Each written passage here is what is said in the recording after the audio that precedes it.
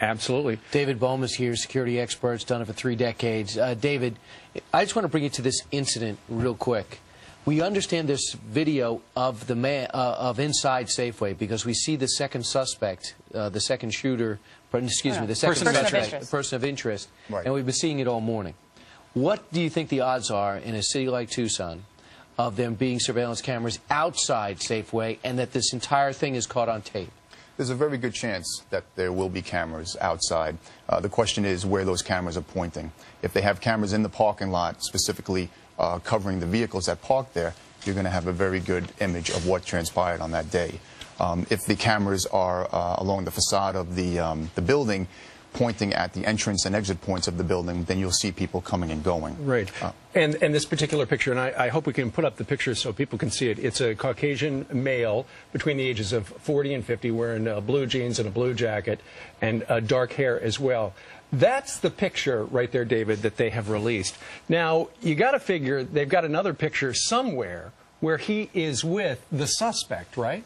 Absolutely. Absolutely, and I'm sure during that investigation, I'm sure they already may have that already, but there are going to be a lot more pictures that will come forward. And they're probably just releasing this one because it's probably the best face shot of him. Correct, absolutely. Okay. Let's talk a little bit about security in general of members of Congress.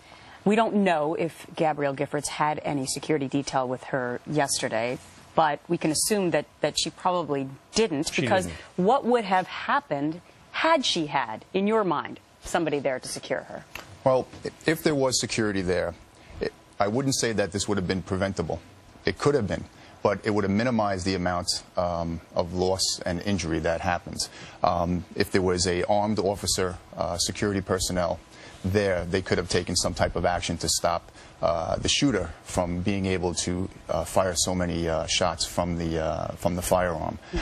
But my hat goes off to those 2 individuals that were able to stop him from using the rest of the bullets that were in that magazine, because those bullets could have been potential victims. And I imagine, too, when you look at the setup of how the incident took place, to be locked in an area where the table was blocking one exit and a pole blocking the other exit, the term from one of the eyewitnesses, who happened to be a doctor, was we were all like sitting ducks. We couldn't go anywhere. In fact, they said it wasn't even, you can't even describe the scene as chaotic because everyone looked like they were shot. Correct. It was very tight where they were positioned for the people to stand, where the table was positioned, where the Congresswoman was set up to speak. And moving on in the future, it's going to be best for a standard operating procedure to be put in place for all of our elected officials when they're going out into the public to follow as far as security measures. Like what? Like, can they go to open-air places anymore? You can, and you can balance it where you have security and that the politicians can still meet with people. But it can be done safely. There can be buffer zones set up. There can be people watching as people who are coming to visit and watch and look for people that may be a threat to any politician there. David, it's been 30 years since anybody has attempted an assassination on a member of Congress like this. And, you know, obviously now people are talking, well, they need to have security with them wherever they go. In most instances, that would be an overreaction, wouldn't it? I think that would be an overreaction. Obviously, security measures have to be heightened. Unfortunately, this example shows us that everyone is vulnerable and that security has to be put in place for special events, as this was.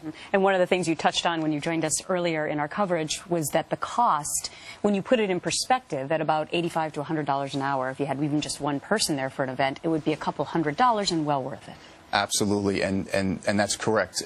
The amount of money that could have been spent on 1 or 2 officers for the few $100s, you know, could have possibly prevented it or at least minimized what has happened here. Right, because at least it would be training. Look, if something happens, there was really nobody. Until the 911 is called and people come screeching up, there's no one really parked in an afternoon on a Saturday at any supermarket across the country that I know of. Right, absolutely, and that's a great, a great point. And it's important for people to realize, and for our politicians to realize, that they can balance security and they can still do their job and not make people feel afraid to come to them and speak with them, and that can be done. Well, it has to be done because if you're a politician, you don't want to be looking at people suspiciously. You want somebody else screening them, so you know when they come up to you, I can have a dialogue with somebody, and it'll remain a dialogue. Absolutely, and that's the most important thing that you just hit on, is that it is the security professionals that can do that work. Right. They will be the ones to look, watch, observe while you're taking care of business. Plus, it would be great if some security personnel took all the members of Congress and their staffs and said, okay, now this is a bad situation where you don't want to find yourself in this thing where you're right at the curb at a grocery store. There could be a drive-by, there could be anything. You need to do this, this, and this going forward. Correct, and I'm sure at the Capitol they will have some sort of training for everyone in the near future about what to look for, what to be aware of. Make sure you're situated in a safe area that you can move around easily and that people can't approach you from the back, from behind. Well, whoever thought something like this was possible at a Safeway until yesterday? Absolutely, and unfortunately it's these types of cases that bring us to move forward. And just looking ahead, you have candidates, the big famous ones and ones that want to be the next Jimmy Carter, come from nowhere and become the next President of the United States, who are all going to be hitting the trail. And part of the things they're going to do is need to interact and impress other people. Press the flesh, so to speak. So they got to do it in a safe way. This is something that's got to be addressed in the big picture, not just in Tucson. That's absolutely right. It's got to be addressed all across the the United States, when everyone goes home to their districts, that they know what they're going to be doing when they go to meet their constituents.